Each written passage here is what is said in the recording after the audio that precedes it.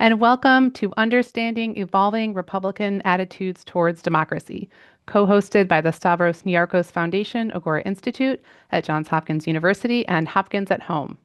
I'm Mary Bruce, Assistant Director of Public Programs at the SNF Agora Institute, and I'm so glad to be with all of you here today. We'll be sharing resources throughout the program in the chat, and we'll start now. So we'll be dropping a link there to learn more about SNF Agora and keep your eye on the chat throughout the program.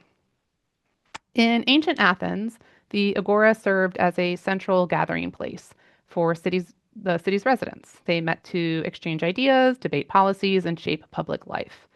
The Agora supported conversation, contestation, and collective action.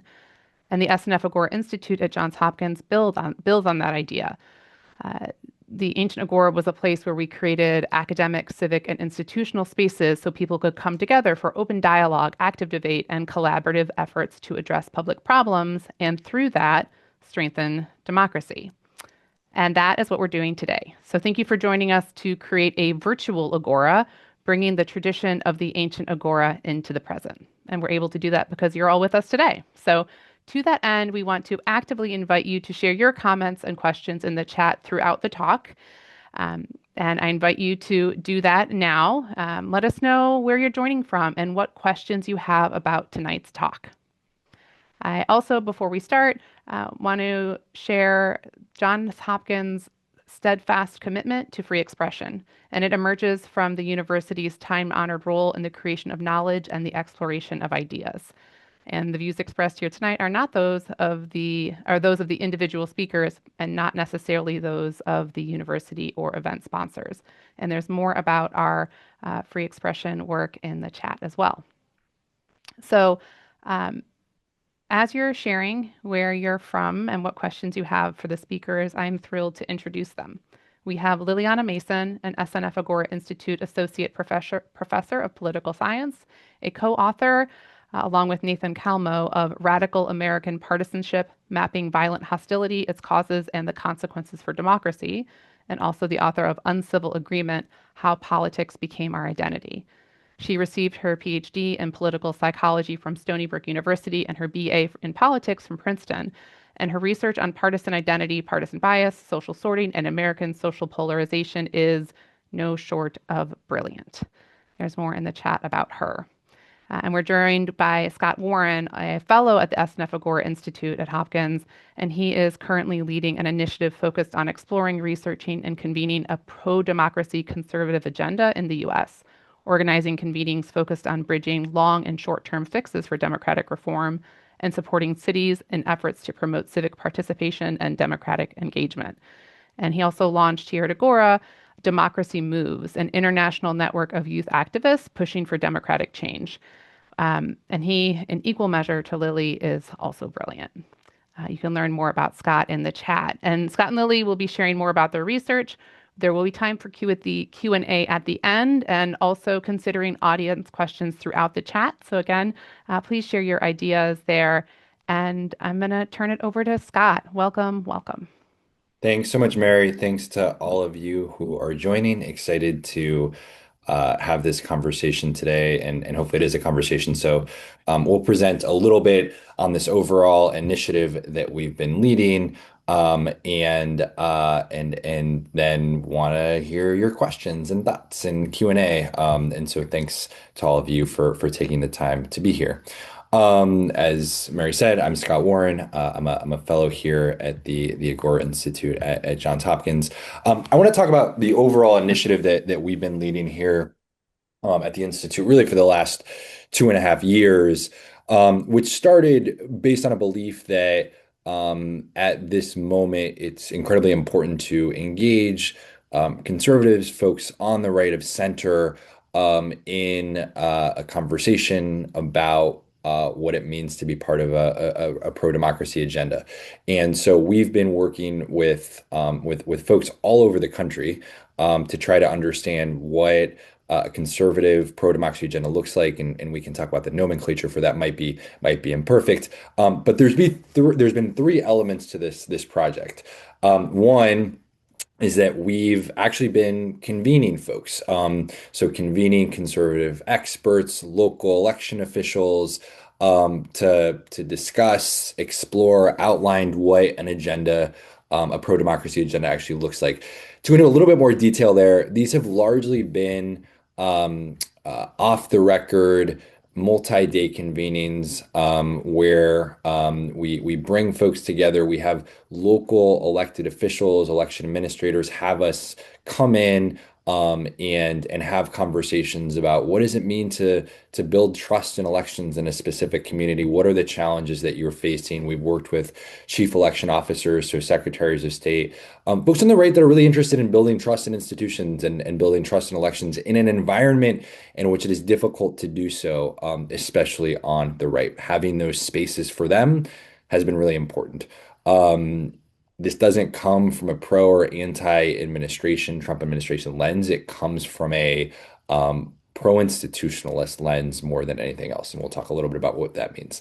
Um, we've been conducting research, and that research, what I will say, sort of leading into to what my colleague Lily will be talking about, is we're trying to understand what are different segments or factions, is another term that's often used, of the Republican electorate. And what we did going into the last election was recognize that about two-thirds of Republicans believed that Donald Trump had won the 2020 election, which is, of course, not true. And one-third of Republicans believed that Joe Biden had won the 2020 election.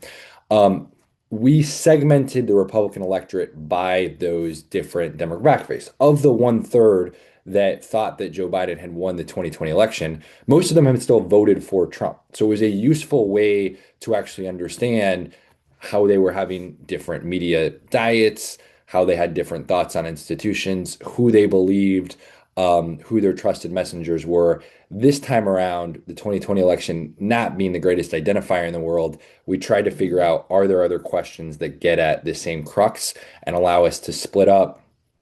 Might be called pro-democracy.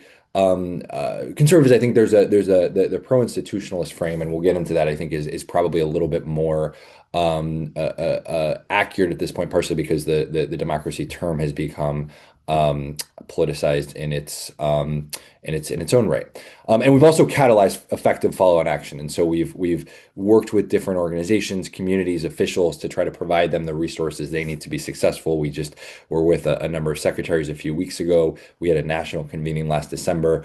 We've formed a community of folks, and we're trying to really provide them with effective action. And so these three crux, these three, legs of the stool is how we think about this overall initiative. We've convened over 250 conservative officials, experts across the country. We've conducted research and we've catalyzed action. This webinar will be focused on the research, but can go into more of these in detail. Just so you get a sense of where we've been. We've been across the country, so 17 states, including DC, really a wide array of states. So you see a lot of purple or battleground states. That would be in Arizona, Wisconsin, and Michigan, and North Carolina, Pennsylvania, Georgia, and a lot of red states. Tennessee, Kentucky, Kansas, Wyoming, Idaho, Texas, Alaska. Those are pretty interesting because the factions of the Republican Party are at play when partisanship almost isn't as it's not red versus blue, but sort of red versus red. And so those are some of the dynamics we've come through, but we've learned a lot through those convenings too. So it's been quite the privilege to travel to so many different places and recognize there's a lot of challenges that folks have sort of on the right in building trust in institutions and elections, and there's a lot of similarities too. So both things hold true. Some of the things that we've actually learned through these convenings before we get into the research. One, hopefully this is self-evident, but there's a need that exists. A lot of the people that are coming just want space. They might call themselves politically homeless. They don't necessarily feel a part of the current iteration of the Republican Party, but they don't see themselves as part of the left. They don't really know where to go, and so having that space is really important for these people. Like I was saying, this is a country of 50 states. Each state has it's distinct set of challenges and priorities. So it's difficult to have sort of a this is what the national strategy should be in terms of building trust in institutions or elections. But there are certain commonalities. They're all frustrated with state parties. They're all frustrated with rancor. They're all frustrated with the polarization that now pervades and defines our politics. There's a focus on a process. A lot of the folks that we're engaging with are focused on how do we build or rebuild trust in the process of democracy and the process of elections over the outcomes. So when we think about the brass tacks process of what it means to participate, what it means to vote and have those votes tabulated, they're interested in that, not as much the outcome on the other side. And there's an opportunity there. Um, Local has been nationalized. This is a problem that a lot of folks are talking about. But we were in Wyoming. Folks in Wyoming were talking about how constituents were coming in complaining about undocumented immigrants voting in their elections when there aren't many immigrants in Wyoming. They're getting this because of what they're seeing in national news. This is happening across the country that folks are more and we all, do this to some extent too, but paying attention more to the national than the local, which means that the local has to be thinking about how do we use national issues to actually get constituents to care about what we're saying. It's a problem. And as I said, deep frustration with the local parties. And then there is, and folks might have heard this in different spaces, but democracy itself has become a political word. There was in the 2024 election, I think some, democracy in the ballot rhetoric coming from the left. This is not meant to be a value judgment in terms of whether we see democracy being non or partisan or something that folks can use. It is just a reality that we have to figure out how to use this language. So when we say pro-democracy conservative, some of that's why I've used some of the institutionalist language is seeing that as potentially important too. So that's some of what we've learned from the convenience. I'm going to turn it over to Lily to talk about the research that we've done. This is a new national survey, and looking forward to your engagement and questions. So Lily, take it away. Hey everyone, I'm Lily Mason. I am focused on the research element of this project. I'm a scholar of political psychology. I do a lot of survey research, and so this is no different than that. I have to say, before we did this particular survey that I'm going to show you, we've done a number of other surveys. We ran a number of focus groups where we talked to regular Republican voters to try to determine sort of now that kind of the 2020 election rejection isn't really the dividing line within the Republican Party, what is the dividing line now? And through that preliminary research, we realized that we came to an understanding of what we wanted, what made the most sense as sort of the dividing lines, which I'll show you in just a second. But just very briefly, we did this survey in August of last year. We recruited about 4,500 participants, mostly Republicans, but we also had samples of Democrats and independents so that we could compare not only Republicans against Democrats and independents, but also the subgroups of the Republican Party against their fellow Americans. Next slide.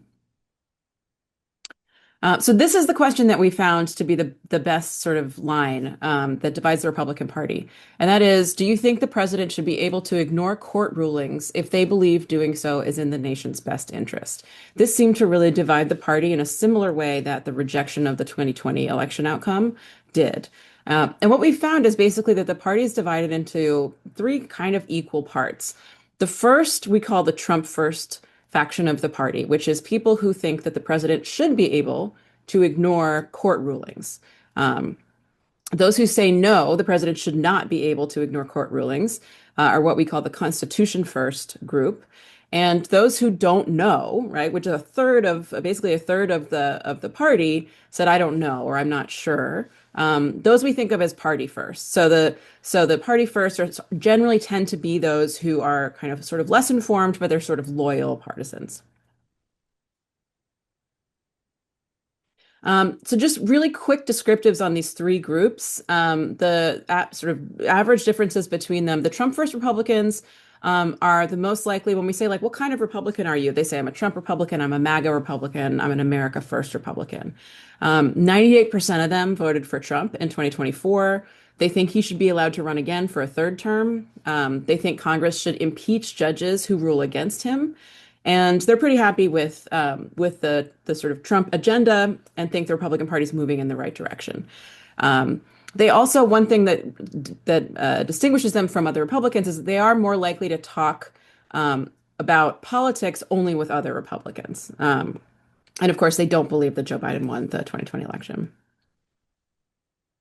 The Constitution First Republicans are the most moderate of the three. They're still very much to the right of Democrats. They're not close to being Democrats, but they are, and they're still 90% of them said that they voted for Trump in 2024. So they're not defecting from the party in huge numbers, but they do believe in checks and balances. They believe that the legislative branch and the judicial branch have roles to play in our democracy.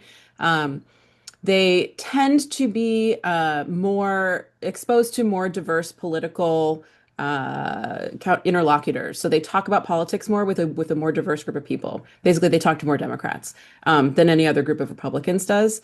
And they are skeptical that Biden won in 2020, but they are generally they tend to trust elections institutions more than the rest of the party.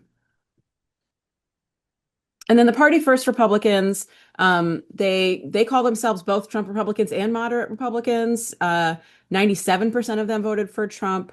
They don't think that Trump should be allowed to run for a third term. And so they believe in some checks and balances and sort of constitutional order. But they just tend to be more likely to say that they're uncertain or unsure about a lot of things. So this group of Republicans is generally sort of not paying as much attention as the rest of the party. In particular, they just don't talk about politics very often. More of them say that they when we ask whether you talk to Democrats or Republicans about politics, they say I just don't talk about politics. Okay, starting to get into the data. So we asked people in this survey that we did in August. We started off with sort of an introduction because one thing that we've learned about Americans' knowledge of the Constitution and sort of the constitutional order of our government is that we tend to have limited knowledge. Americans have relatively limited knowledge. And so we wanted to make sure that these questions were providing information to respondents so that they were all kind of starting from a similar place and we didn't have to guess what their assumptions were. So this particular question, we said, the United States is meant to be a constitutional democracy where citizens have a voice, rights are protected, and laws are fairly enforced, defining the topic. Then these days, would you say that our country's constitutional democracy is, and they could choose, in crisis, facing serious challenges, but not in crisis, doing well, or I don't know. Um, one of the main findings we have here is that Democrats overwhelmingly believe that our constitutional democracy is in crisis. Half of independents believe so. Among the Republicans, many fewer believe that the constitutional democracy is in crisis.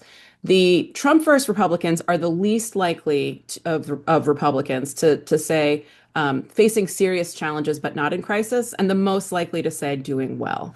The Constitution First Republicans are the most likely to say we are facing serious challenges. They're just not as willing to go all the way into we're in a crisis mode.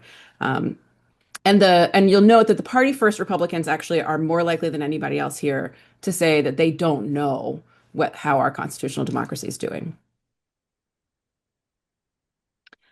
We asked whether federal elections and we say like for the president or your member of Congress, whether those are free, fair, and secure. One thing that we saw before the 2024 election is that Democrats tended to believe in the integrity of elections a lot more than Republicans did. And we sort of still see this here, where 53% of Democrats are confident that our elections are free, fair, and secure. The Trump first Republicans are the least confident, right? 51% of them say that they are not confident that elections in the US are free, fair, and secure. The Party First Republicans, you'll note here, again, most likely to say they're not sure whether our elections are free, fair, and secure. And the Constitution First Republicans look sort of they're closer to what Democrats look like, right? 36% of them are willing to say that they're actually pretty confident that our elections are okay. One thing that we saw, so I mentioned that we did these focus groups, so we're going to add a couple of quotes here just from like people that we talked to in the focus groups that I think give a good sense of what people were saying, give a little bit more flavor to these numbers. But one question that we asked in this survey that we wouldn't have asked if we hadn't done the focus groups first is about how COVID-19 changed your trust in federal institutions. This is something that we heard in the focus groups come up over and over again. People saying, I used to trust things and then COVID happened and now I don't. And this was something that we didn't really see coming or we didn't really think to ask about before. But what we found is that the party first Republicans, 73% of them say that COVID greatly or somewhat decreased their trust in federal elections. Um, the Trump first Republicans, 74%, said that they greatly or somewhat decreased their trust. For Democrats, a quarter say that it increased their trust in federal institutions. And so the generally across the board here, the Republicans are relatively similar to each other. Democrats seem to be kind of overall the most trusting. A couple of things that we heard from Trump first Republicans. Someone says social media is completely censored. You would hear nothing negative about the COVID vaccine or about masks. Everything that was true was censored. Another person saying it's common sense. You put a mask on when you walk into the restaurant, but you could take it off when you sit down. I didn't realize an illness was that intelligent. Just think about what they're saying. We asked people about particular reforms that might actually create more trust for them. So this is, giving ideas to legislators for maybe things they could look into in the future to try to increase trust in elections. Because as we know, for a functioning democracy, one of the most important things is that we have an electorate that trust the people, at the very least, somewhat trust the people who are in charge of the government. We found that Democrats tended to be more in favor of making it easier for third party or independent candidates to run for office. The term limits were generally popular across the board for Democrats, Republicans, and independents. Making voting easier is something that Democrats want, but other people tend not to want as much. Certainly, Republicans don't like it as much. Improving election security, such as requiring photo ID and cleaning voter rolls, that's much more popular with Republicans than it is with Democrats. If the president was elected based on the popular vote and not the Electoral College, that's something that Democrats like the idea of, and currently Republicans don't. And then an interesting thing here is that the limits on how much money corporations, rich individuals, and political groups could spend, this tends to be quite popular. And this was something that we heard a lot in the focus groups from regular Republicans in the focus groups who truly were worried about the influence that money had on our politics and on our elections. And people felt that they couldn't trust anything that was coming from corporate funding or from wealthy, billionaire funders. Another thing that we've been doing, and this is a second report that we'll also link to here. So we also broke down a lot of these results by age cohort. And this is the reason that we did that is that we started seeing that these party categories are not actually telling us the whole story. There's actually some really interesting variation going on between generations. And so 18 to 29 year olds are we're thinking of them as like Gen Z, then Gen X. Gen Z, the millennials, Gen X, and boomers. The younger people were more in favor of having new candidates come in, third party or independent candidates. Older voters were much more in favor of the idea of term limits. The younger voters were less in favor of that. And the idea of electing the president based on the popular vote is something that younger voters seem to be more open to and older voters less open to. Here's another question where we wanted to provide some information first to make sure everyone's on the same page. So we explained here that the Constitution gives the legislative branch the responsibility of writing the laws. That is the constitutionally mandated role for the legislative branch, and the executive branch has the responsibility of executing the laws. Which of these comes closest to your opinion on how these two branches' responsibilities are shared? Democrats, about half of Democrats are saying Congress should use its power more than it does. Or the other half, basically the other half saying the division of responsibilities between the two branches is appropriate. For Republicans, for all three groups of Republicans, they either believe that the division is appropriate, what we're doing right now is fine, or in particular, the Trump first Republicans, a quarter of them thought that presidents should use their power more than they do. In other words, should be taking some of the responsibilities of the legislative branch and exercising those powers themselves.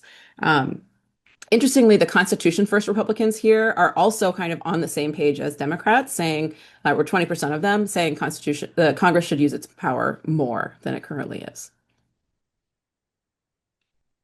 Um, Here we wanted to ask not just sort of how do you think Congress is doing, but a reminder that both parties have controlled Congress in the last few decades. And so your party, as you're assessing this question, has been held responsible for whatever's happening in Congress at some point in the recent past. And so we're saying over the recent past, how would you rate Congress's performance at taking on the big issues?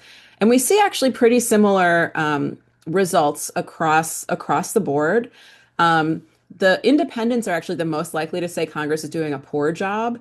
And then right under that, Trump first Republicans are also likely to say that Congress is doing a poor job. This is also the group that thought that the president should have more power. Um, but in general, a couple of Trump first Republicans thought Congress was doing great. And then we had about sort of a third of most of these groups saying about average, right? So when we ask them to think about the fact that their own party has been in control of Congress at a certain point in recent history, about a third of people are like, well, then it's fine. It's probably just average. Um, Yeah, so we specifically asked here, do you think the president should be able to bypass Congress? So not just like the Constitution gives the legislature this and the executive this. Like, should the president be able to bypass Congress to change policy or allocate funds? Those are Congress's jobs, if it will get things done faster. 81% of Democrats absolutely say no. 59% of Trump first Republicans think that the president should be able to bypass Congress. Um, in comparison with 15% of the Constitution First Republicans and 21% of the Party First Republicans. So in this particular question, what we see is the Trump First Republicans are really looking quite different than the rest of the electorate, than the rest of the country, in their belief that the president should be able to make policy and allocate funds the way that they want to, as long as it is getting done faster. When we asked Constitution First Republican about this in the focus groups, they said the rules are there for a reason. Why should you break them? It's like in traffic. You're going to break a rule, run through the red light. There will be consequences. So the Constitution First Republicans really do seem committed to the rule of law and the way the Constitution lays out the balance of powers. Trump First Republicans just seem not as interested. And Party First Republicans are just saying, I don't know. We wanted to know how these different groups of Republicans feel represented by major political figures. And these include elected officials, but also media people who tend to be quite influential. In general, the Trump first Republicans are the most likely to feel strongly represented by every one of these groups. So they generally see what's happening in the Republican Party and the leadership of the Republican Party, both in office and in the media, and they feel like it's really speaking for them more than any other group of Republicans does. 75% of them, of the Trump first Republicans, say that they feel strongly represented by Donald Trump. Um, a third say that they feel strongly represented by the typical Republican voter. 27% feel represented by Tucker Carlson, and that's in comparison to 14 and 16% of the other two kinds of Republicans. 22% feel represented by Candace Owens and Joe Rogan. And 29% say that their state Republican Party leaders represent them very well. Trump First Republican says, I love Trump. I think he's doing an excellent job. Party First Republican says that, he's a businessman first and a politician second. He speaks the truth, which can probably get him into trouble sometimes. But I think what some people are thinking is that they're tired of politics. They want to hear the truth. I appreciate what he says. This is a question I hinted to earlier when we asked sort of, when you talk about politics, who do you talk to? Do you talk to mainly Democrats, to mainly Republicans, a good mix of Democrats and Republicans? I don't talk about politics with other people, or just I'm not sure. We see sort of similar patterns between Democrats and Republicans, and that for Democrats, right, 42% of them mainly talk to Democrats, and about a quarter talk to a good mix of Democrats and Republicans. 29% of Democrats don't talk regularly about politics. Independents, a majority of independents don't talk about politics with other people, which I think is pretty interesting. The Trump first Republicans are more likely than the other Republicans to say that they mainly talk to Democrats. So 44% of those Republicans say that they mainly talk to Democrats. And about a third of them say they don't talk about politics. Whereas the Constitution First Republicans are actually more likely than any of these political groups to say that they talk to a good mix of Democrats and Republicans. So a third of Constitution First Republicans talked about politics with a mixture of in partisans and out partisans. And that's higher than we see for either other type of Republicans, for independents, and also for Democrats. One Constitution First Republican said it used to be fun to discuss stuff with people. Now you don't seem to be able to speak to a lot of people because they don't want to hear it. Stop the whining. That's all I got to say. That's all they do is whine. And yet these are the people that tend to talk more to Democrats than the rest of their fellow partisans. Um, One thing that we've been really trying to dig into, and we're going to keep digging into this year, because it's actually quite hard to measure, is where people are getting their political information from. We have obviously a very fractured media environment. And so one thing that we sort of ask people is like, of these different types of media, which one do you turn to for news about current events and politics? Democrats, you'll note here, are more likely than everyone else to say traditional television, and public media. All three groups of Republicans all are paying attention to cable. They're getting their political information from cable more than Democrats and independents are. Um, I think there's a couple more circles, Scott. Right. So the one thing that distinguishes the Trump first Republicans is that they tend to be more listening to podcasts, and that the Democrats tend to be paying attention more to print media in comparison to everybody else, in the electorate. We also asked this by age, and I think this is a really important caveat here. It's not just different by party. For 18 to 29-year-olds, three-quarters of them say that they're getting their news about current events and politics online. For the people who say that they're getting it from cable TV, those are overwhelmingly the 65 and older. And we also asked specifically about social media platforms, breaking them down. What we can see here, it's sort of hard to see these numbers, but young people are much more likely to say they're using Instagram and TikTok. Everybody's using YouTube, though. And so this is something we want to dig into more in the future. YouTube obviously has a lot of different things on it, and so it doesn't tell us necessarily the details of what they're paying attention to on YouTube, but consistently, what we see is when we ask people where they're spending time online, they're spending it on YouTube. A lot of them are watching podcasts in video format, but there's a lot of other ways that people tend to be getting this information. And so that's another thing to dig into. Um, when we asked people, so we asked them where they get this information, and then we asked why do you turn to these places, right? The places that you do get your news from, why do you go to them? And what we found is that, basically about a quarter of everybody said, I like them because they're not influenced by money. So this is something we're seeing across the board. Democrats are the most likely to say because they provide facts. Democrats are turning to whatever sources they're using because they feel like that's the best place to get their facts. Trump first Republicans are the most likely to say that they're paying attention to things because they're not a mainstream narrative. So they're looking for a different type of news coverage than what they actually see in the mainstream media. And then this is the last thing I'll talk about here. We asked a number of questions. So I studied political violence in other contexts, and one of the things we asked was these questions about. These are questions that tend to precede mass political violence in other places. So it's a dehumanizing question and a vilifying question. The first is members of the other party lack the traits to be considered fully human. They behave like animals. The second is the other party are not just worse for politics, they're downright evil. One thing that we saw here is that Trump first Republicans really stand out against the rest of the country in these two particular questions. So majorities, pretty significant majorities of Trump first Republicans, 61%, are willing to dehumanize Democrats, and 73% believe that Democrats are evil. In comparison with the Constitution first Republicans, right, half of them strongly disagree with dehumanizing Democrats.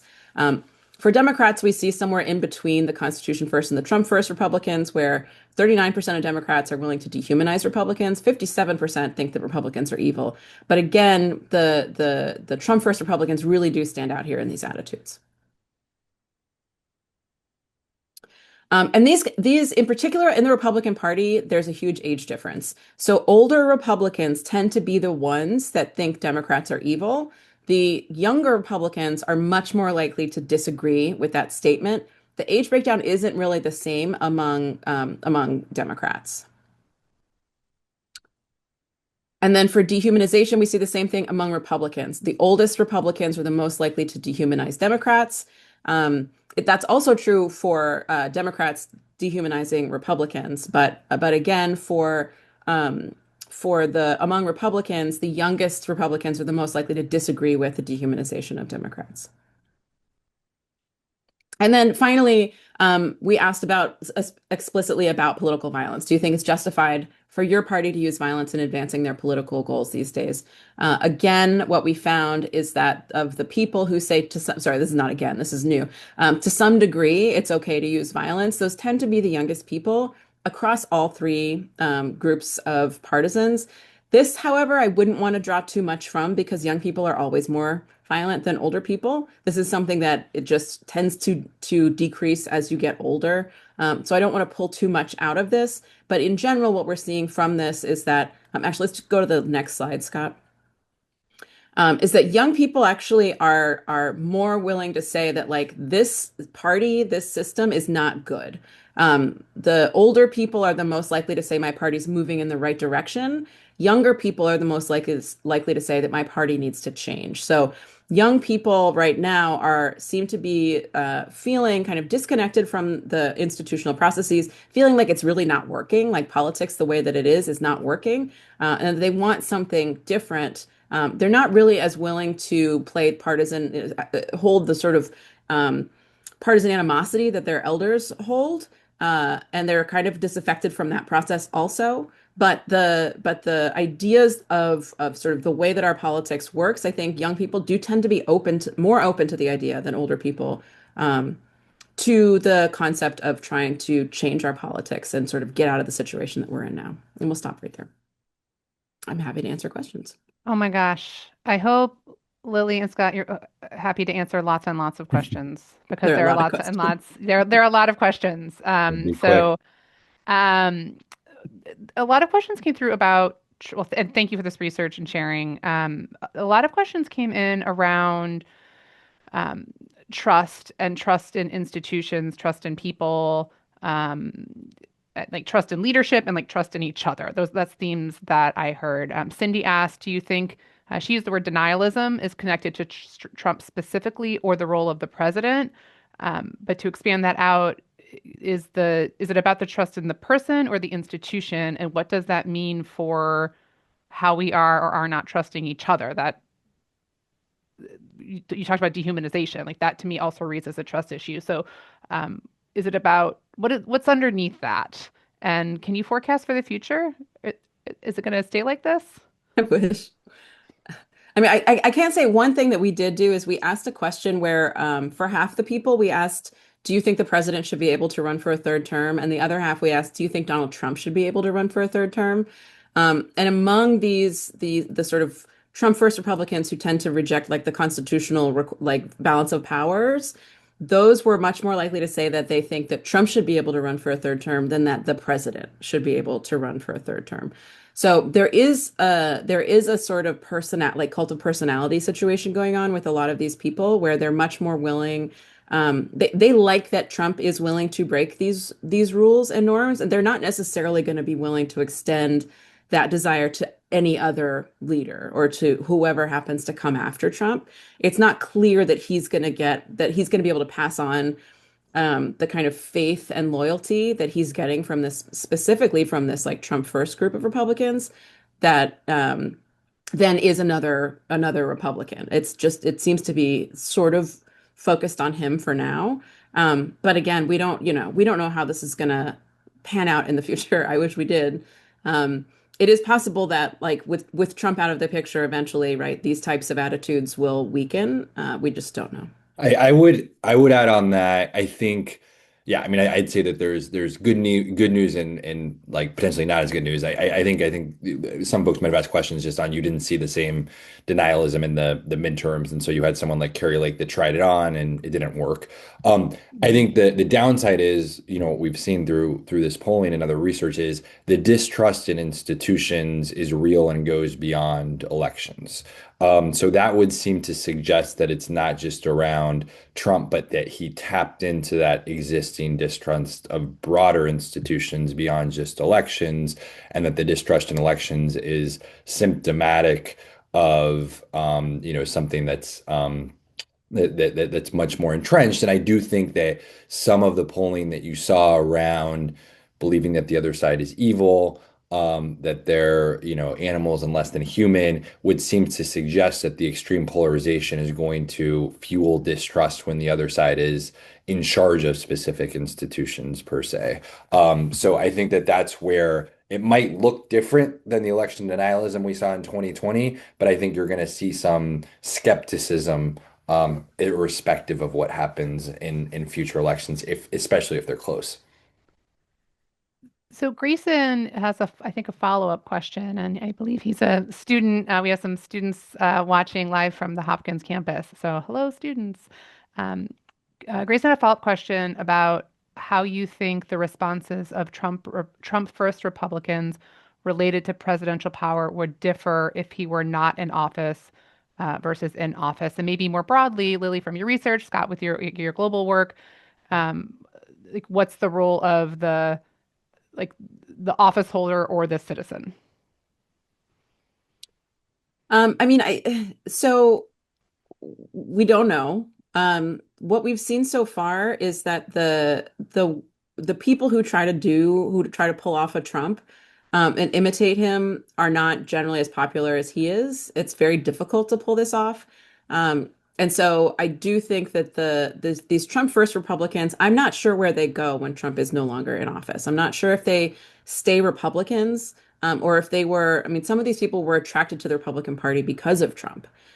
So we really don't know like how loyal they are to the party. A lot of them say that they're very strongly identified as Republican, but we don't necessarily know whether the like 98% voting for Trump number is going to translate into 98% voting for any Republican candidate. At this point, Yeah, they're pretty well socialized into voting for Republican candidates, so they might keep going, but we don't really know. yeah, I mean, I would say that there's probably a sense of which, and Lily's done more research on polarization, that some of the questions on things like rule of law are I'm sure there is like we think that the president should be able to bypass the rule of law partially because he's Trump and partially because he's their own party, like Lily was saying. So both of these things true at the same time, and don't know to what end. I will just one thing to couch on, and why I was sort of hesitating on some of the pro-democracy Republican or pro-democracy conservative language, is that if you are a Republican that says, I think that the president should be able to ignore court rulings to advance their own interests, they do so largely through the language of democracy. So, for example, when you hear the administration talk about this, they'll do so through, the American people elected us with a mandate, and unelected courts and unelected judges are getting in the way of that mandate. And so I just think that that's an important thing where the justification of this for people that think through the party first might be a little different, which is why they're unsure. But people that are thinking through comes from a place of we believe in democracy, we just believe in a different type of democracy.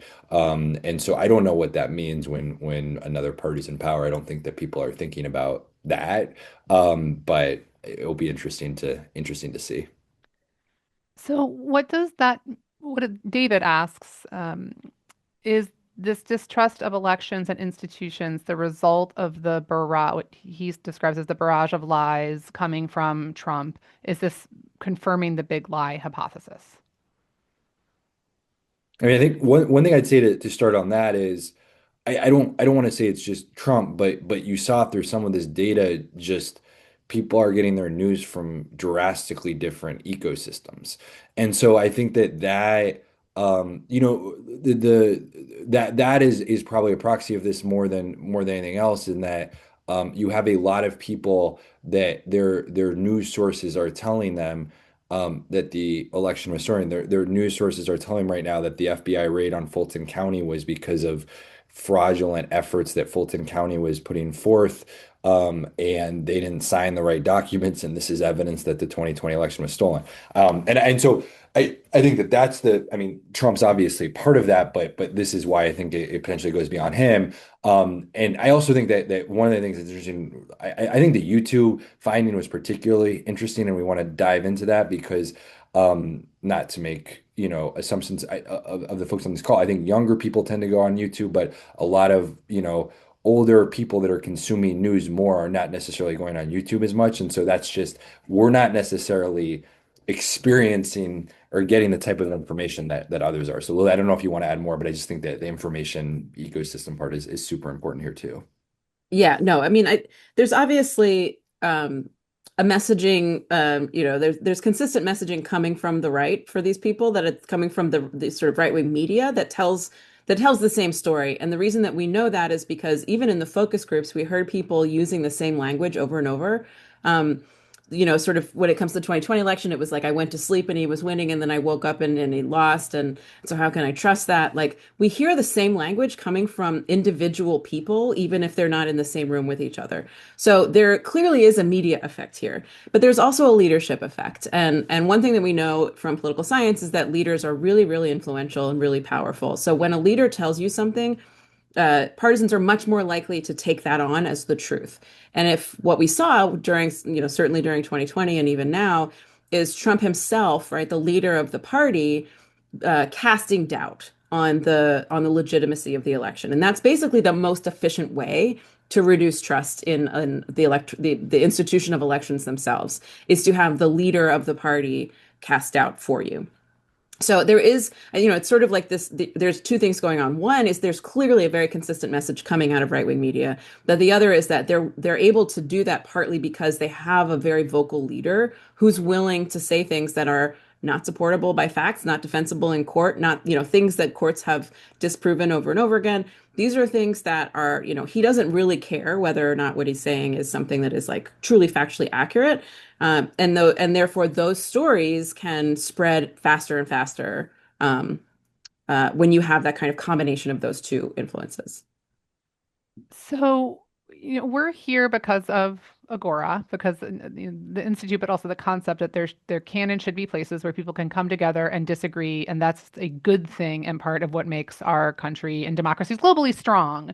So, you holding that as the goal, where are you seeing causes of optimism? I'm even just thinking about the Super Bowl, right? Like the Super Bowl used to, when I was growing up, that was everybody watched the Super Bowl, and then we would talk about the commercials the next day, and even and at Agora we have the Mapping the Modern Agora project, where we're learning more about where are these spaces where we can come together and have conversations, because the friction produces better outcomes for people. So, like, where anything in your research that is a cause for optimism or trends for the future, or what should we be thinking about, Lily and Scott? I mean, I'll add before going on the research. I think some of the convenings we've done in going to places across the country that you have a lot of, I think the optimism is when you have political courage defined as people willing to speak out or act against their own partisan interests, for lack of a better way of saying it, or going against sort of the grain. And you're seeing a lot of folks that really do want to do the right thing in a moment where it's difficult to do so. And I think that there's moments where this has been important to do on the left, on the political left. In this case, you have election officials that recognize the importance of pushing back against some of the state interference that's happening, that are speaking truth to what happened in the 2020 election, even though there's no personal incentive to do so. The incentive for Republicans, you just saw this polling, is to just go along with, like, new Republicans that are running for office. Consultants will tell them, just tell the public that the election was stolen, because that's an easy thing to do. We are seeing people that are pushing against that. So I think that that's the optimism, is that those people exist, and I think providing them cover and providing them support is really important. And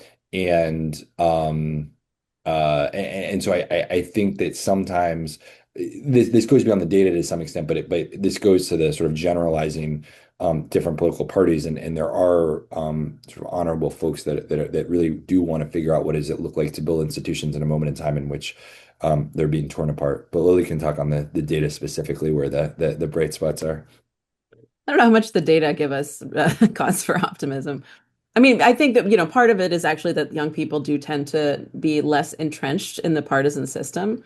One reason that we think of sports, as Mary was saying, one reason we think of sports as something that's sort of unifying is that it's a way that we can tie our identity to a group that can win or lose, and we can feel elated when they win and really depressed when they lose, and it doesn't change our day-to-day life. Um, and that's part of the reason people love watching sports, right? One thing that's happened over the last 30 years is that we've started treating our politics much more like sports. So that when our party wins, we feel elated. When our party loses, we feel depressed. And that part of that is because the stakes of these elections are effectively existential for the people who really care about them. And a lot of these, increasingly these elections are based on are organized around sort of, rights and dignity of groups of Americans who either win or lose that dignity. So there are, the competition that we see between the parties is something that we as political scientists have been looking at for 30 years, thinking about sort of what is it about this dynamic that is so toxic and why is it so toxic? What we see among young people is that they are starting to reject that dynamic. And I think, if you think about, even college students right now, they don't know a political America before Trump. They've just never lived in an America where Trump wasn't a major political figure, or they don't remember, or they're too young to remember what that was like. Um, and so their entire politics that they know is based in sort of, the adults acting like maniacs, right? I mean, like they don't really trust the people who are running our political parties to do what's right for the country, or to do things that are selfless. And to be committed more to the country, to the future of the country, to the youth of the country than to their own victory, right? And so I think that the small hope that I have is that it does seem like young people have watched what we've done and effectively now are saying, you know what, that doesn't work. I don't like it. It makes me not want to pay attention to anything you're doing. It makes me lose faith in your ability to govern this country. And we need to get out of this system. They don't really have a vision yet for what they want it to look like, but they certainly have started to sour on the way that Democrats and Republicans relate to each other. And that has been a really central part of the toxicity of our politics up until now. Our hour is going extremely quickly, and we're heading into our last question in a moment here. Um, and I want to give Lily and Scott a chance to think about the question, which is, with everybody tuning in today and everybody who will watch it later, what do you think we should know or do? We're a part of the Agora. So what do you think we should know or do to be a part of strengthening democracy here and globally? But before you answer that, I also want to ask the audience a question and give you all a chance to share, which is, what did you think about this event and what do you want us to talk about in our future events?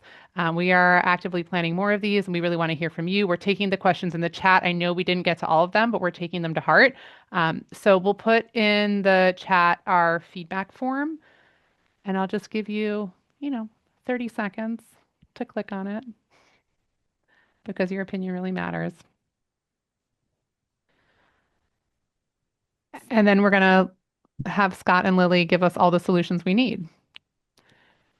Yeah, I mean, I don't know if we're gonna provide solutions. I mean, one thing I will say is, I mean, I think Agora tries to do this, but one is modeling good civil discourse. And so that includes, Mm. I mean, engaging, sharing this type of report with others. There are a lot of good questions that I know came in the chat that we didn't get to. You should feel free to get in touch with us. But I'd also be curious, what you think. Engage on this with others too. Like having these types of conversations are really important. I will say one thing that I brought up earlier, which is always sort of a useful insight too. Some of this data continues to affirm how nationalized politics has become.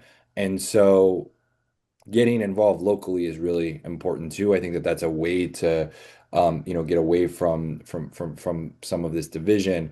The other thing I'll say, I do think, as Lily talked about this, but as we dove into the generational report, I think that there's a lot of cynicism from young people that can go both ways right now. It can sort of develop into a sense of nihilism and nothing matters in politics, doesn't matter, or it can translate into something that's actually really powerful that can help help build a better democracy. And so some of this is like, how do we engage young people? If you're young people right now, if you like, I know there's students here talking to other people about politics, like how are you engaging with politics if you're not young? Talking and listening to young people about their hopes and fears, I think is really important too. So I don't know how specific those are, and we definitely, I mean, part of what I'd say is there's definitely no silver bullet to saving democracy right now, and so we need to do all of the things.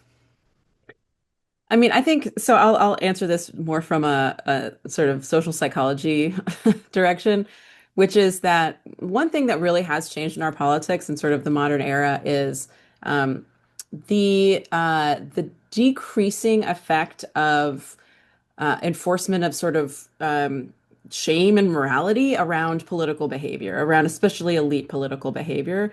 And I think that one thing that young people have really tapped into is not just that our politics are currently increasingly legally corrupt, but they're kind of morally corrupt. And one reason that we see young people turning away from politics is that they don't want to have anything to do with the kind of nasty, lying, what politics comes across as something that is just like really morally distasteful.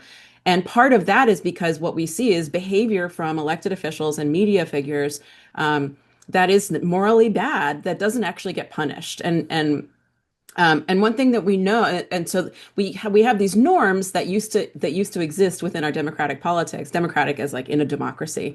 We have these norms that used to exist, where an elected official would say something, they would be condemned from within their own party, and they would turn away from politics because they had just done something that was morally indefensible.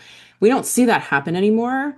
And one thing we know about social norms is that they are enforced by society. They're enforced by us. And when we have when norms start to weaken and break, you can't use law enforcement to bring them back, right? Laws are enforced with law enforcement, norms are enforced with people. And so one thing that we can start to do is to just look around us and say, like, is this behavior like what an adult should behave like? Are we looking at people who we want to emulate? Is this the type of thing we would teach our kindergartners to do, to say, is this how we want to treat each other? Is this how we want to live as a country? And those types of questions have kind of fallen by the wayside. The only way to bring them back, because our current leadership doesn't really seem to be interested in bringing those types of norms back. In fact, I think that it helps them that those norms have been broken. Um, and so one thing that we can do as regular people is to say, these are the lines that I won't cross, right? I personally have a code of conduct. I have a code of morality that this is how I would like to live my life in public, and this is how I'd like to live my life in my community. And when people break these rules that I have, these are things that I'm going to talk about, right? I will stand up for it. What we know is that shame gets a bad name, but shame, we all know what shame feels like. It feels really terrible, right? The reason shame is such a powerful emotion is that it's the literal only way that we enforce norms. And without it, we no longer have sort of a code of conduct. So, to the extent that we're all part of our communities, part of groups of people, that we have leadership positions, that people listen to us and respect us, it's up to us to start restoring norms and standards of moral and good behavior. Lily and Scott, thank you for sharing this space with us and for this beautiful and important research and your energy. Like, I am feeling a lot of people in the chat were commenting, you know, about worry or fear or what's next. And I think your energy is contagious to like dig in, be a part of the solution, understand what's going on in the world, and everybody on the call is doing that. So just huge gratitude for the both of you, your work, and for everybody who joined from across the country and around the world and here in Baltimore to learn together. There is more to come too. So we've posted a few upcoming events in the chat. This week, Hopkins at Home is having a conversation on an optimistic playbook for lasting change in healthcare policy. On February 25th in Washington, D.C., we're having a live event and a debate on will AI make work obsolete? And then our next Hopkins at Home webinar is on March 26th on AI and democracy with SNF Agora professor Yasha Monk. So lots of ways to get involved. Incredibly grateful. And on behalf of Hopkins at Home and the Stavros Niarchos Foundation Agora Institute at Johns Hopkins, um, thank you for making this possible. Thank you to the Stavros Niarchos Foundation. Thank you to the teams at Hopkins at Home and the Agora Institute and our respective institutions. And also thanks to my mom, who I see tuned in today. So to all the family, friends and family member who make this work possible, hi to everybody. And that's all for now. We look forward to seeing you again. Have a great evening.